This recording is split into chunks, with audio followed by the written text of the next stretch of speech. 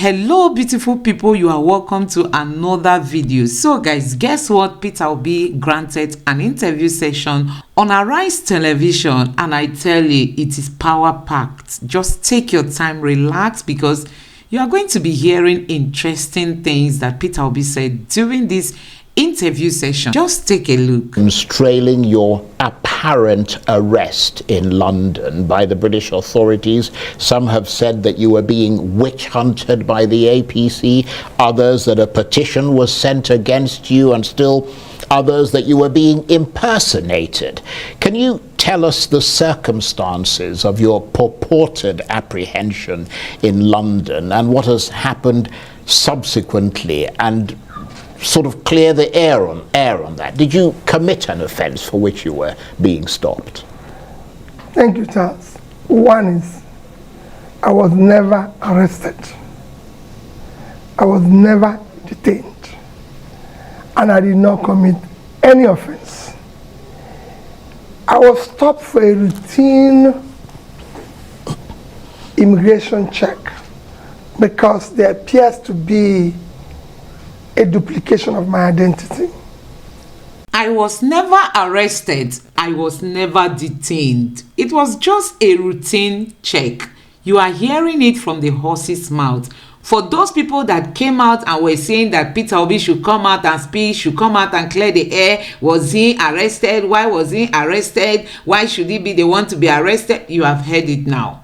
I was never arrested. I was never detained. It was just a routine check. I was never arrested. I was never detained. It was just a routine check. So guys, before we dive deep into this interview, let me take you through some of the headlines for today. Nigeria lost, not making Osibanjo president. Ex-Kano Emir Sanusi. May Day, Ebony workers lament shortage of teachers, doctors. Like Buhari, Ebony Governor Umahi begs for forgiveness. Workers' Day, civil servants lament hardship under Buhari government. Buhari served meritoriously, not leaving Nigeria where he met it. Femi Adesina. So he's telling us that Nigeria is better off today than when they came in. Well, I don't think so. That's my opinion. Peter Obi reacts as Buhari approves postponement of 2023 census. So guys, Peter Obi is saying it's a welcoming development because, you know, we don't want to do it fast and then do it shadily. We have to take our time to do it well so that it doesn't end like this election that Mahmoud conducted. Presidential election, what Obedience did for Obi should be respected. Omokri. Yes, Obedience proved that the youths can decide who becomes the next president of Nigeria. We also saw how Mr. Peter Obi from nowhere became a leading candidate, and we all know he won this election. May Day, consumption to production, impossible without workers. Peter Obi. Yes, of course, my president. Rascality, waste of money. Peter Obi reacts to Lai Mohammed's treason allegation. So guys, Peter Obi was saying that Lai Mohammed went to the United States and from there he went to the UK announcing that he committed treason, that he was just busy wasting the money meant for the Nigerian people. So guys, these are the few headlines I want us to take. So back to the interview session. Like I've told you, Peter Obi had an interesting interview session. So guys, just take your time, take a cup of coffee, relax and watch this interview. Please don't forget to subscribe to my channel, turn on the notification bell for more uploads, give this video a like so that YouTube can recommend it to others, and let me know what you think in the comment section below. Thank you. So for the Labour Party and its presidential candidate Peter Obi, the sky has darkened and the future has become less certain following the election and its official result. For them, that ballot turned out not to be about creating a new Nigeria, but about strengthening the ruling APC party's grip on power. Well, expectedly, the APC loudly disagrees with that assessment, insisting that the Labour Party's crushed democratic hopes did not come about because of anyone being rigged out, but because Labour and the rest of the opposition are sore losers. And so the competing political sides are preparing to do battle in the courtroom. But with the outcome still very much in question, who will prove their case and light this country's path to democratic glory? Meanwhile, in the court of public opinion, controversy is billowing over Peter Obi, with questions about his arrest in London, whether he's a dual citizen, and allegations of treason against him, not to mention the nagging issue of that audio leak of what appeared to be a private conversation about a religious war between him and Bishop David Oyedepo, and of course the internecine crisis that seems to be tearing his Labour Party apart. Amid that explosion of multi-layered controversy, his aides have been scrambling to provide answers. And certainly these are seismic questions that need answers. But answers that should come from the man in the eye of the storm himself. Well, let's not keep his many fans and opponents waiting, because joining me now in the studio is the presidential candidate of the Labour Party, Mr. Peter Obi. Very, very delighted to have you here. Thank you very much indeed for coming in. Thank you, Mr. Charles, for inviting me. And we know you've had a long day, because I saw you on the television at the Labour Day, the May Day celebrations earlier today, and you've gone from one meeting to the other, so we really appreciate your taking the time to talk to us. I like that. Now, there have been a lot of reactions trailing your apparent arrest in London by the British authorities. Some have said that you were being witch hunted by the APC, others that a petition was sent against you, and still others that you were being impersonated. Can you tell us the circumstances of your purported apprehension in London and what has happened subsequently, and sort of clear the air on that? Did you commit an offence for which you were being stopped? Thank you, Charles. One is, I was never arrested. I was never detained. And I did not commit any offense. I was stopped for a routine immigration check because there appears to be a duplication of my identity. And all this lasted for maximum of 20 minutes. And I was treated in what I do with all due respect. Charles, I lived in the UK in the 90s, say from 1993 until 2005. I remember meeting you in London, actually, in that period. Yes.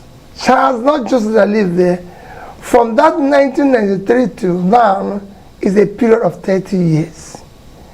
I have never been questioned, arrested, detained in any country in the world. I've never been, for any reason, found myself in any manner being questioned for any offense. I've not committed any offense. So it was a routine immigration check. And it lasted, like I said, less than 20 minutes. And I was actually given all the due respect by the border personality that interviewed me, who told me, your identity is duplicated, be careful. And actually had to walk me through what I can call the VIP process and everything. And I have a written document from British government. I've seen that document. Thank you. I showed it to you. Clarifying the situation. He was never detained, and it was just a few minutes question and everything. And they were Nigerians because I arrived on British Airways. So they were Nigerians who were queuing up. Even Woods here was even worried that I was asked to just wait for a few minutes. And when that happened, I explained it to them, and there was nothing. But he's been traumatized and everything. Because it's me, people said I was detained, committed an offense. People said even committed several offenses and everything. Oh, his company was closed. He wasn't paying tax. Charles, for the years I lived in Britain, never have I had any day been questioned. And I can say it, my taxes, my days were duly paid. In fact, most times they have refunded me money for overpayment. I've borrowed money, I've done everything globally. Not one day did I default in any. If you find one default, then it's not Peter Obi. Well, I'm glad you clarified that point about the arrest. And in support of the point you're making, I have seen the letter from the British High Commission making it ineluctably clear that it was no such thing. Nevertheless, as you said, there was a huge hula-baloo about that in Nigeria. I mean, was that a humiliation for you, or at the very least embarrassing that all this was being talked about you, and I mean, even the people who follow you were disappointed? Charles, I would have made comment on it earlier, but these things happened during the, what I call holy month, where for me as a Christian, it was a fasting period and period of the Ramadan. And I felt it is not time to make comments. I only answered one question within that period when I was mentioned with treason, because I felt it's a huge offense. And because it was actually mentioned where it shouldn't have been mentioned. Other than that, I just felt this is the clarification. And I've just shown you the letter. Yes. I won't go about telling everybody and showing everybody the letter. Yeah, that is true. It just showed you where we've taken our rascality to where people now come up with all sorts of things. Well, some people said you were deported from the UK. but obviously not. No, they saw it. I was routine check and I was allowed to go. Right. They even saw where I attended churches and meetings and everything. But that's where we have reached. But I mean, what sort of questions did they ask you when they took you in? Nothing. I was there. Nobody took me to anywhere. Right. I was just in front of a council and I was asked a question and they said, there's something wrong with your identity. There's something wrong with your identity. Just give me a few minutes. And that's it. And I sat there for the few minutes. For about 15 minutes, he came back and said, your identity is duplicated. And if my identity is duplicated, you've lived abroad as identity theft, duplication, which I would say must have originated from here.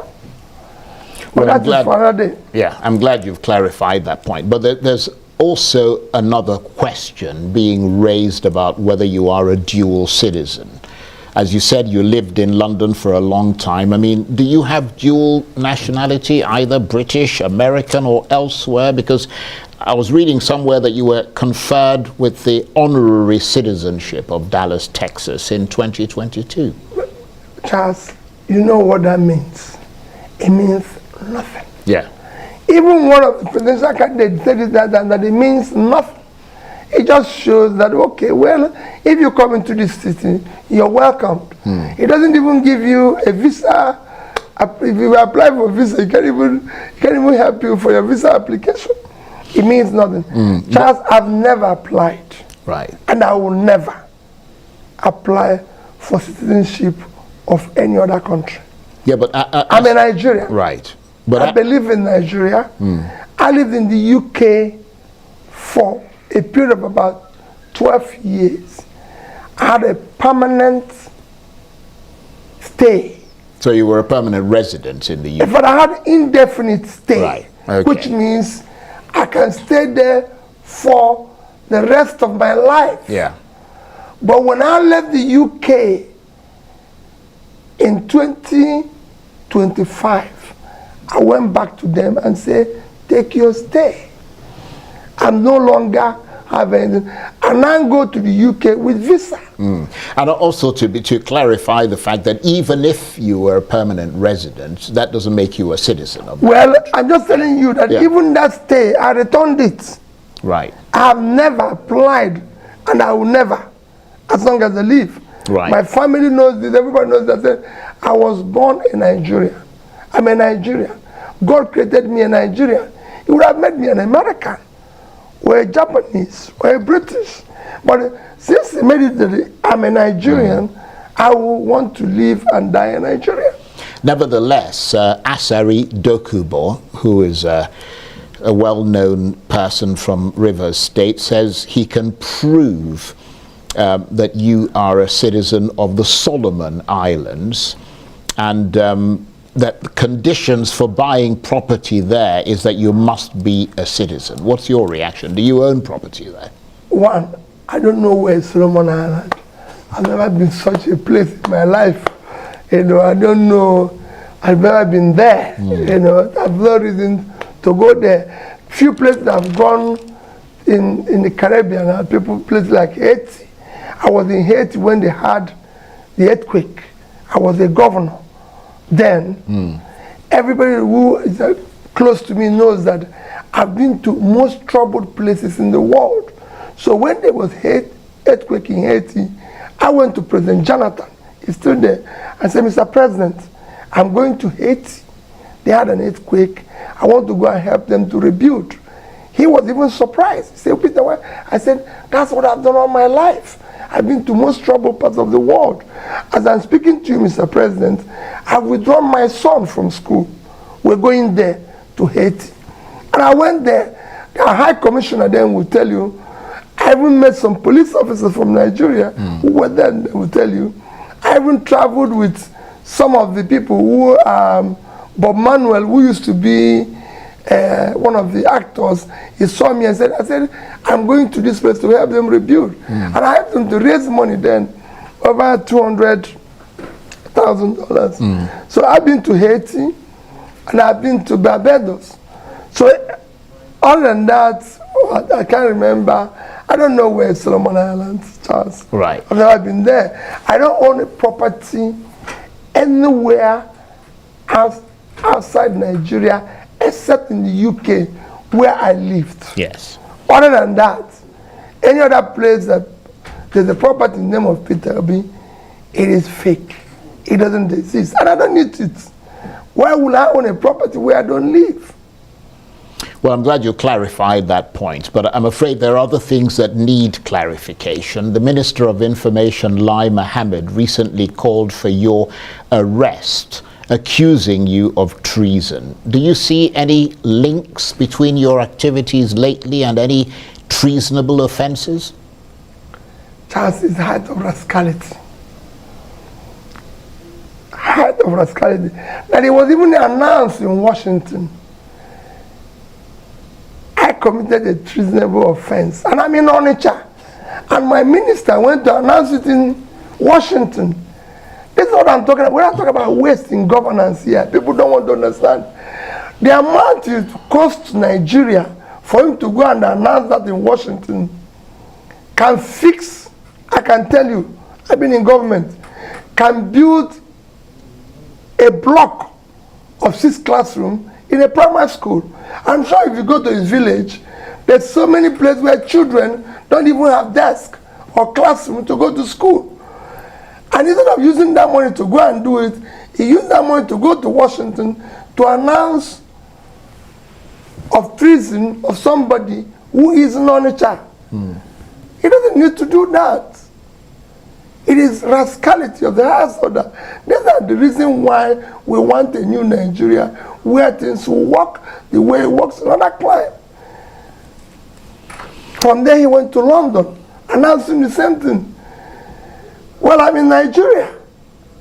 He should have come to see me or invite me and said this is the offense. How did we get here?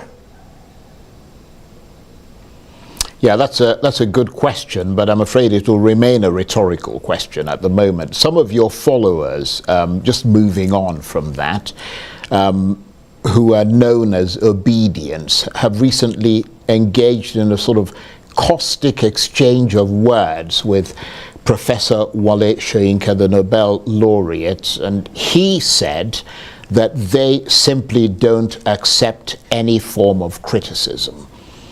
And I think it was around the time when he made the comments about fascism and your deputy, Yusuf Baba Dati Ahmed. What are your thoughts on that? Well, Charles Prof is a respected, revered personality in Nigeria and globally. And I've always respected him. And he's a dear father to me. And for me, I was very, very sad that there was such a change. Some of the obedience, I must tell you, or people they,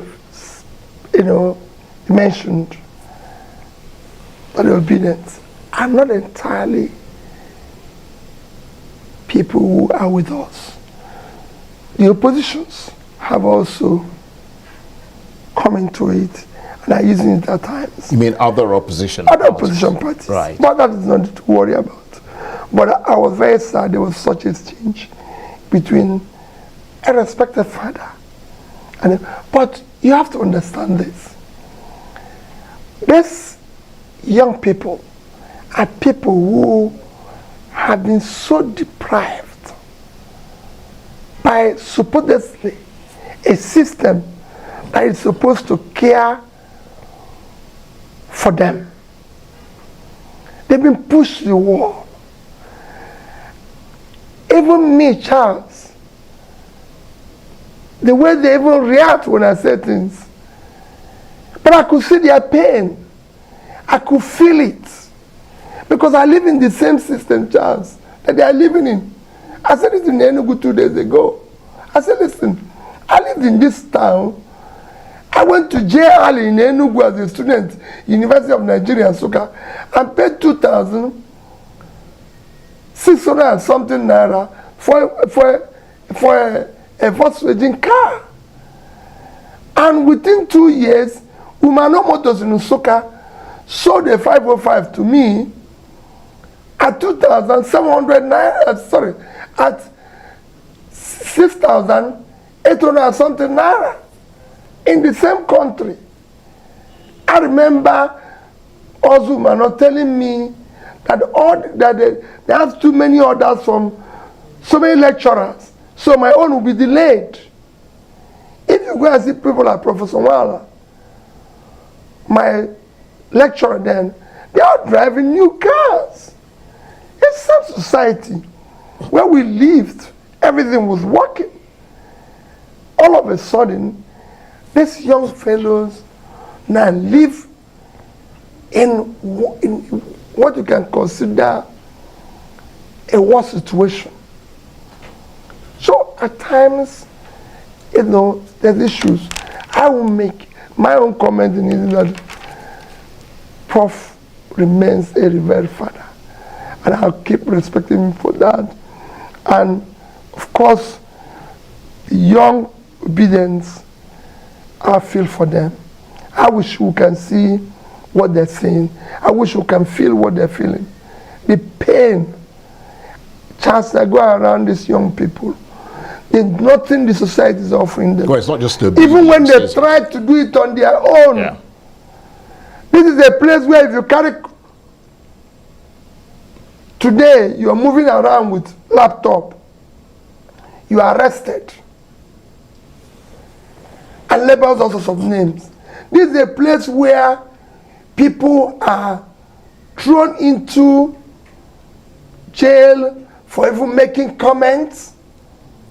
These are places where people, all sorts of things are meted on these people.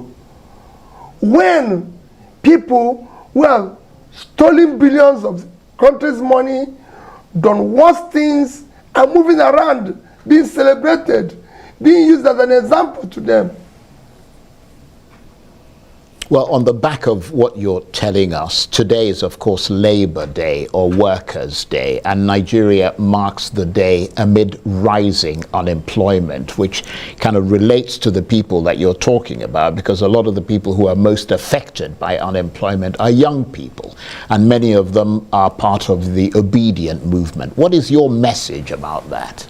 Well, Charles, what message can you give them? Which country of our size that you know today is going through what we're going? We have almost 40% unemployment and 65% youth unemployment. When you talk about 1 to 3 million people being grouped as multidimensional poor, huge percentage of these are young people in their productive age doing nothing without knowing where the next meal will come from. And nobody cares about them. And that's what is happening everywhere. And again, if I try to say something, you will even see where I said, I will start fighting poverty from the north. And people say, oh no, he's insulting people from the north. Even when Nigerian Bureau of Statistics said that out of this 133 million people, 86 million is from the north. And I say that's where we have vast or cultivated land, and I believe that we can make more money from agriculture than we're making from oil.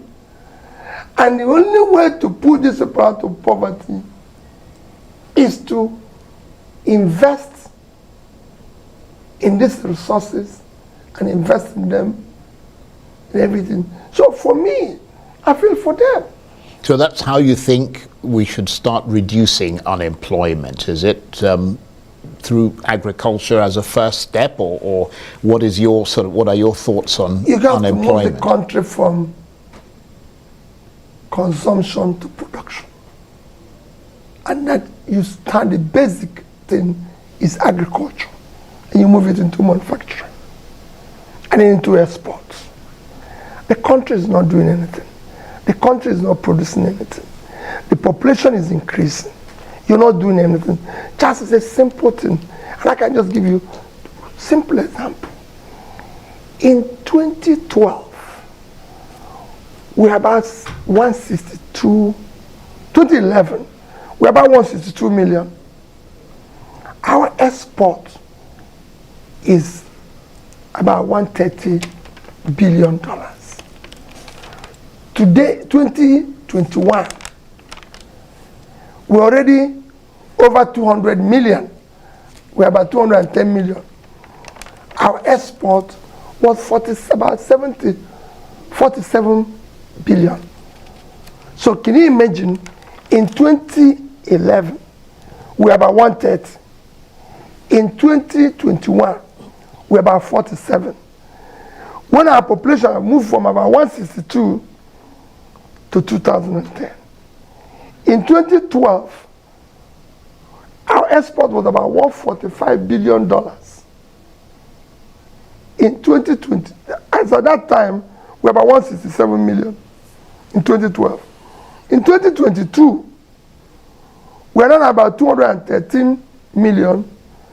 Our export last year, if I look at Nigerian Bureau of Statistics, is about 26.8 trillion, which if you convert it with 445 official rate, it's actually about 60 billion. So we couldn't even do half of where we are in 2012. What does it show?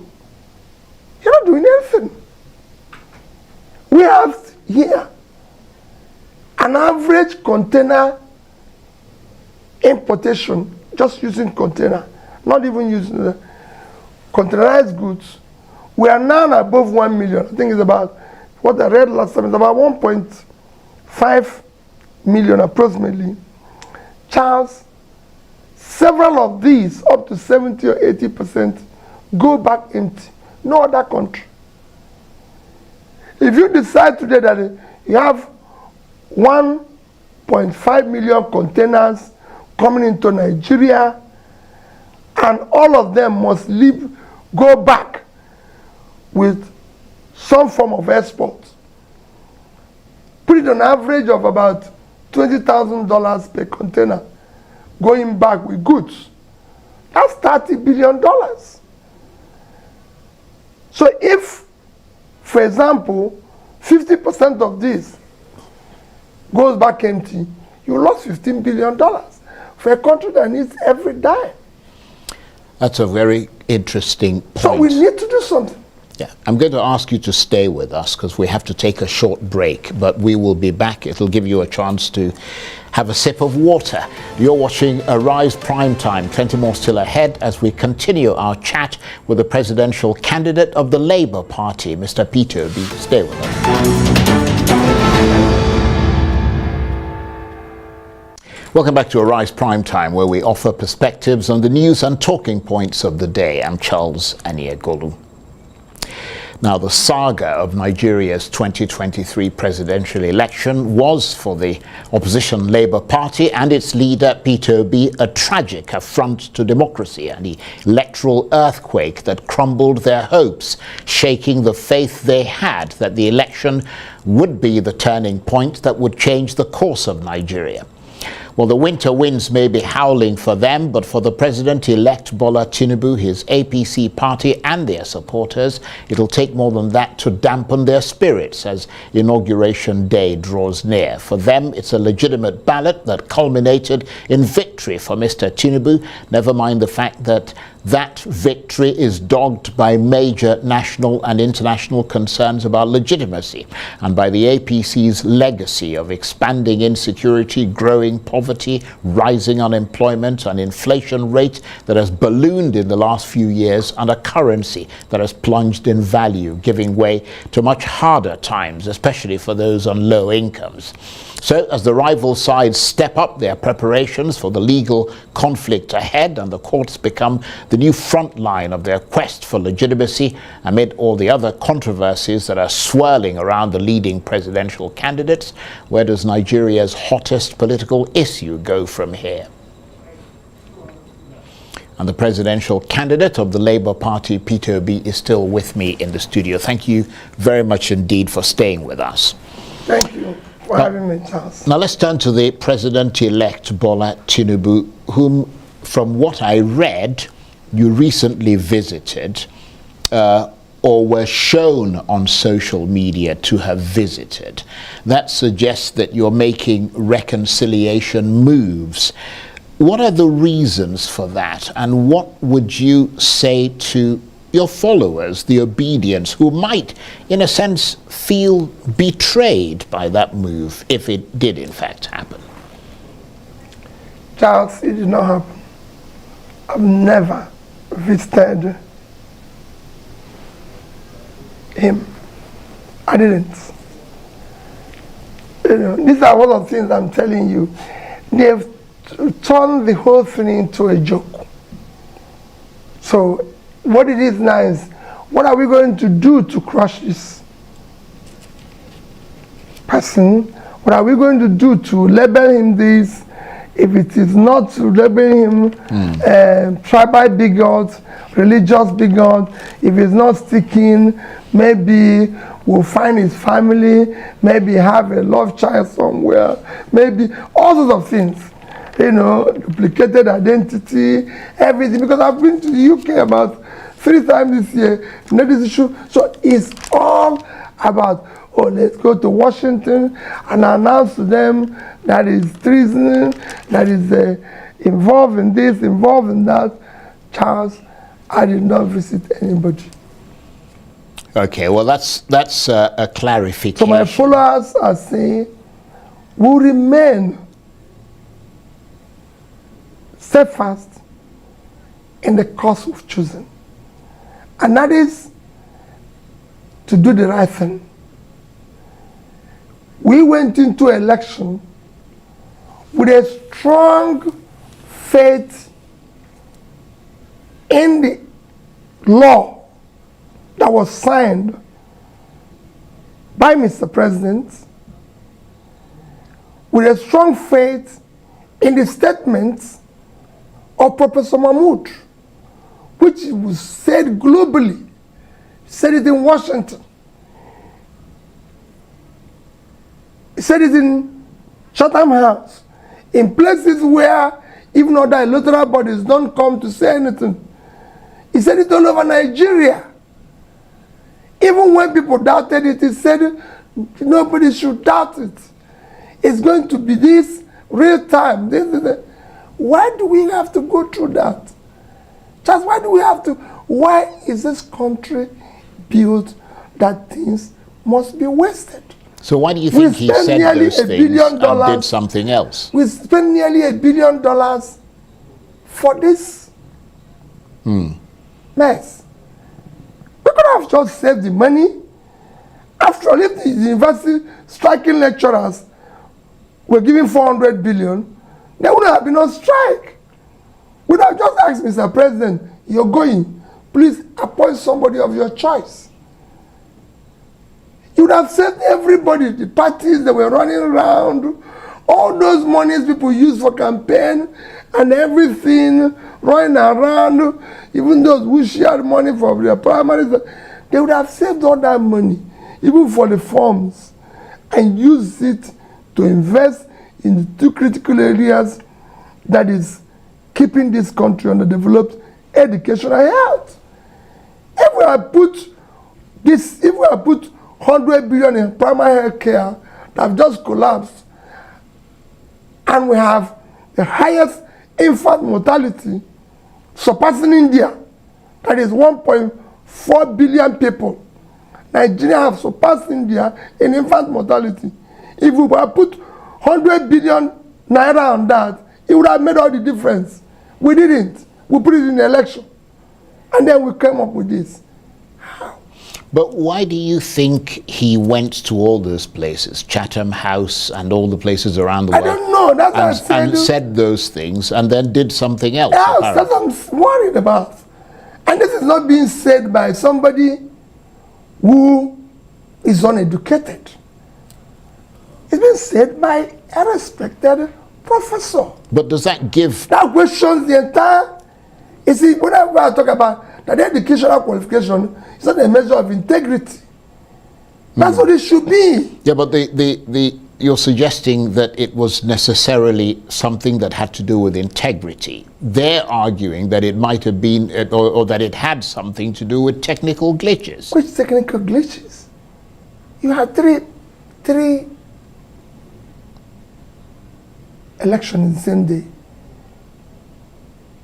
The other two went through the same promise you made. The most important election in this country is the election, the presidential election. That's where we have issues. That's where we have our problems. That's what we need to solve. That's where we need competence, capacity, integrity, and everything that is required to move it forward. And that is the only one that you have glitch. Which glitch? Can they explain the glitch? Have they ever explained it to anybody? INEC is still uploading the results till today. Does it make sense? Well, presumably that explanation they'll be forced to make it in court. And of course... No, it's not even making it in court. You look at the country. Charles, we have a country. We're not the only country globally. There's hundreds of countries globally. Why must our own be always a problem? Well, you and your party, the Labour Party, are now preparing to enter into a storm of the unknown, into legal, uncharted territory. You've filed a legal challenge in court. What is your sense of how it's all looking as your appointment with that tribunal draws near? Well, the court will decide. I believe the justices also are on the spot. It is for them to interpret the Constitution, whichever way they do it. I've done it before. I've challenged similar rascality in my state. I've challenged it when I was impeached. I've challenged it when there was issue of tenor interpretation. So I'm challenging it again. And the judges are also on trial. Because on trial of interpretation of our Constitution, of the law, of the process. Like I said, what we are challenging is not just about who is there or who is not there. It is the process. Just the process through which people get to anywhere is far more fundamental than what they do thereafter. I recall asking one of the professors a few days ago, I said, can I be a professor? Can I start writing I'm a professor without having to do the necessary work of being a professor? He said, no. I said, okay. Who said I'm not probably more intelligent than most professors? But there's a process. And it's that process that I want people to respect. There's a law. That's why we went through that electoral law that we celebrated. And that's what we're challenging. Well, obviously, there's a lot to go through. I mean, the case is in court, and we'll have to wait to see how it goes. But let me turn to the internecine crisis that is leaving or tearing your party, the Labour Party, apart, or appears to be doing so, with public fights over the chairmanship, jockeying for position, etc. What's really going on in the Labour Party? There's nothing happening in the Labour Party. I like what you said. There's nothing wrong in Labour Party. It's the same rascality that is going on all over the place. The chairman of Labour Party is Barrister Julius Abure. That I can tell you. But you have to admit that all this wrenching, wrangling, and sort of petty fights and quarrels over positions, etc. I mean, which position are they fighting for? Well, I mean, we see it virtually every day. Because people are paid, people are hirelings, being paid to distort facts and everything. For example, Charles, I've never met Mr. Papa. And supposedly, you can say that I'm a meaningful figure in Labour Party. I'm the presidential candidate. So, but I've not met the other party chairman, and he's not looking for me. So, there was a purpose. It's because of the transactional politics we do, where rather than spend our energy and time trying to do the right thing, we spend our energy and time trying to do the wrong thing, paying people to do the wrong thing, paying people to create, because we live off this confusion. In Labour Party, we don't have an issue. The party is intact. The party is working.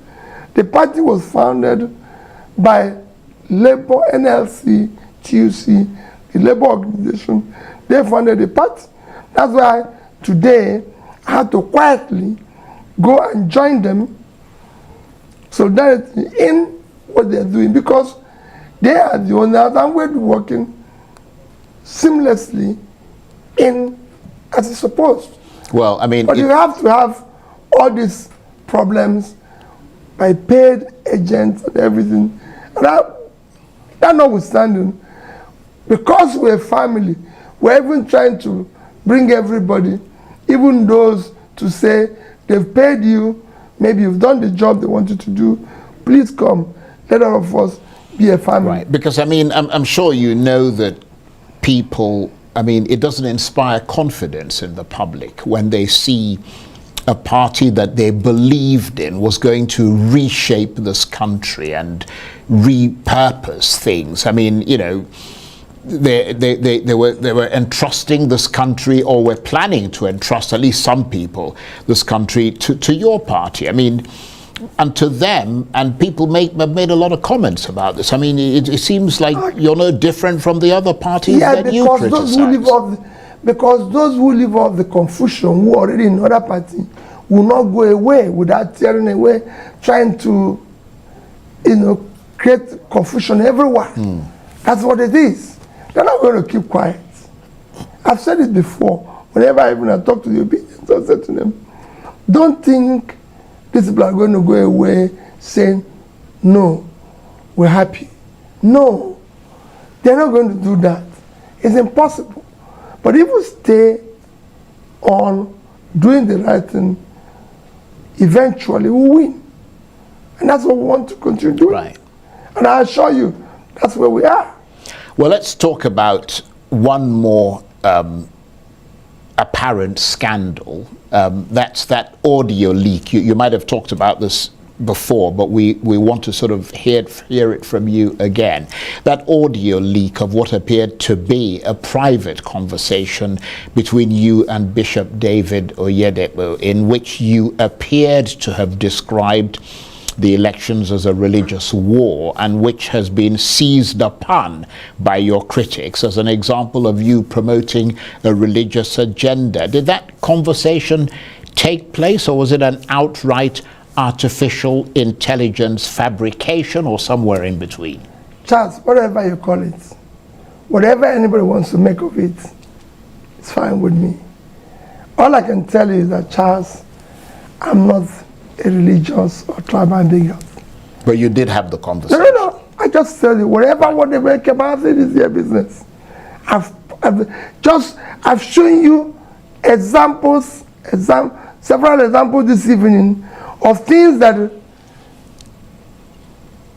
was said about me that is false. From dual citizen, from detention, from treason, from this. So whatever they make it, let me tell you, I am not a religious bigot. Right. I'm not a tribal bigot. But did that conversation Go take and look place? in the history of this country and ask yourself, how many people have been opportune to serve privately and publicly and surrounded themselves around with Nigerians? I've said it before. I was governor of my state for 8 years. My ADC, which I mention every day, who is the closest person to me, is from Kano. They said, I demolished mosque in Onitsha. I made Muslims to carry ID card. My police commissioner was from Kano. He was a Muslim. My ADC is from Kano. He was a Muslim. And I'm asking his people to carry ID card, and I was demolishing where they go to worship. Now I went to celebrate Salah with the people in the mosque in Onitsha. Yeah, I saw the pictures. And they said it was me who rebuilt the mosque when it was destroyed under another governor. So I built the mosque, but I was being labeled as the man who demolished it. Where do you start? These things, like I said yesterday, development doesn't know religion or tribal. All these people are saying, let them show me the road they built. I've never seen a road constructed where only the Muslims are allowed to pass. Like I said, those who are talking about religion in this country, can they show me where Muslims buy bread cheaper? So we can go there and buy the bread. Or show me where Christians buy bread cheaper. They only use this. People only bring issue of religion and tribal because they're not competent. Because they don't want to serve. Right. So that conversation didn't. So for me, Charles, let me even assume it happened. Do you think I can just pick a phone and say religious war? No. Well, we know there's artificial intelligence that manipulates. There must have been a conversation. Yeah. And but we want to be clear on what you said and what you didn't say. Charles, even subsequent, I was even begging the bishop to help me to ask his people to vote, which is what I was doing for 6 months, begging. I wasn't saying snatch it, kill it, take it, force it. I was even begging, which shows that I continue to look for vote by begging. It shows there's so many things you've tried to do, but everything okay. It's easy to manipulate. Let me tell you, those who have been manipulating people in Nigeria have been doing it, but it's coming to an end because even those that are manipulating are not dying of hunger. So they will soon know who is a religious bigot, a tribal bigot. I am not one. I've just given you an example that I build mosques. To today, no non-Muslim governor have sent more people to Mecca than me. Right. They said it when I went to Akka.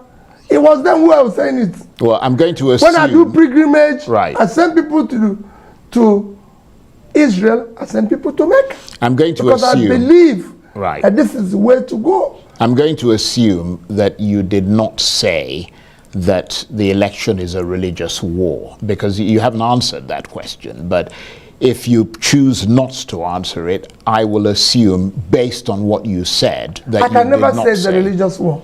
Okay. Because so it's not. Right. So that clarifies if there's a conversation, even if, Charles, just like what's happened to me in London, even if I was stopped, you can call it I was stopped or even detained. But to go and say, oh, he committed a crime, he did this, and he was arrested as a result of it. There's conversations around the election where a conversation can come and I say, listen, this looks like these people are trying to do this. But I did not campaign that is a religious war. What for? I'm surrounded by people. If there's anybody where a president and vice worked as brothers, it is me and Daddy. And he knows. And I will always tell him, Daddy, we must pull these people out of poverty. I came to you because you're a young man. For the first time in history of Nigeria, we had a presidential candidate, vice presidential candidate, a party chairman. There were people born after Nigerian independence. I said, with three of us, we must save this country. And he knows my commitment to it. We must do this, we must do this. I can't be doing it with the background of a religious war. We've got or even tribal one. Right. We've got about a minute and a half left, sadly. How would you describe your mood and your state of mind as Inauguration Day approaches? I mean, you clearly are not the one who will be sworn in, even though you believe that you won the election, but was, as your party put it, rigged out. What is your mood as that date Charles, approaches? have you seen my mood change? No. I'm not desperate to be president of Nigeria. I'm desperate to see Nigeria work. I'm desperate to see a good Nigeria. And I'm saying, for me, and that starts by the process through which people get into office. The process as it is today is not acceptable to me or those who are following me. We want to build a new Nigeria. A new Nigeria cannot be built on faulty ground. It cannot be built with this rascality going on.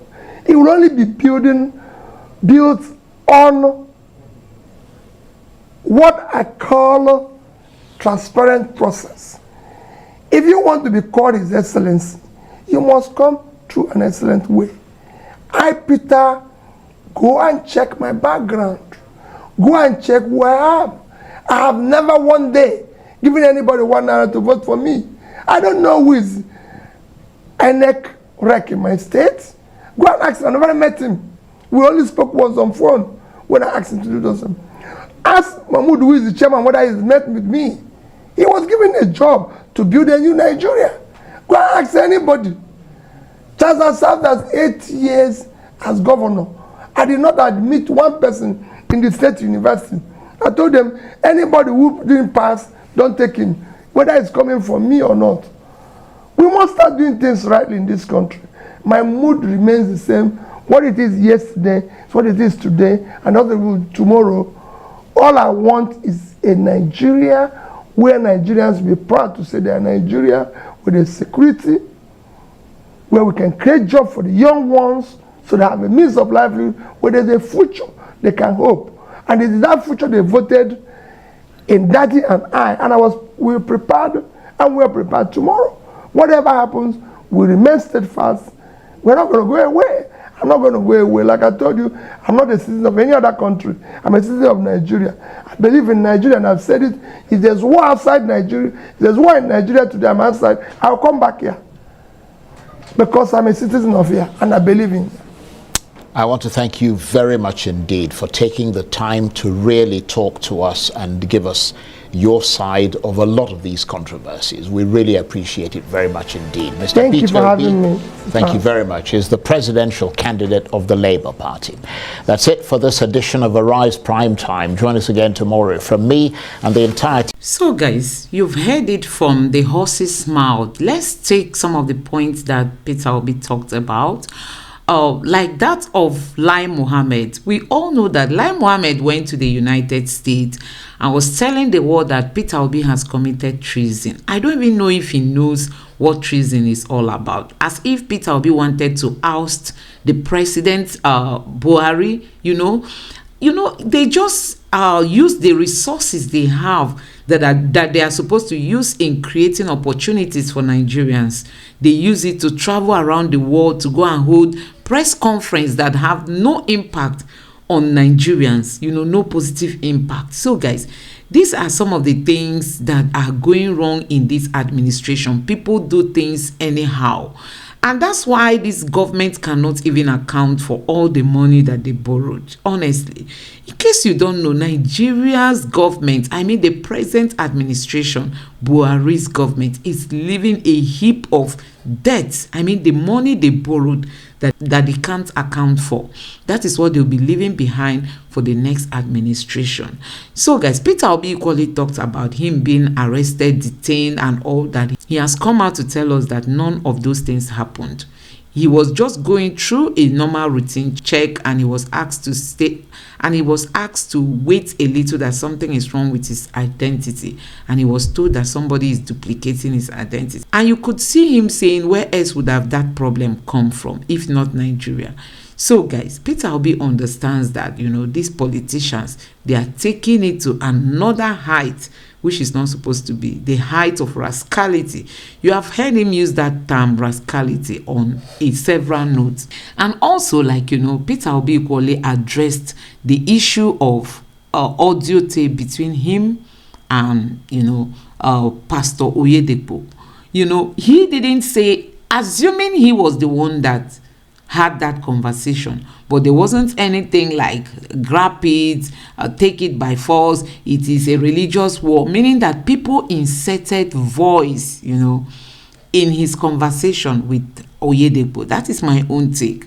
And honestly, things are not going well in Nigeria. When you look at our political space, they are ready to do anything to implicate you, because these people, they know that the world is talking about Bola Ahmed Tinubu having a drug case. They are talking about Bola Ahmed Tinubu having a dual citizen. They are talking about Shetima having link with the bad boys in the bush, Shetima having double nomination, and so many things, my God. And don't forget that they didn't win 25% in the FCT.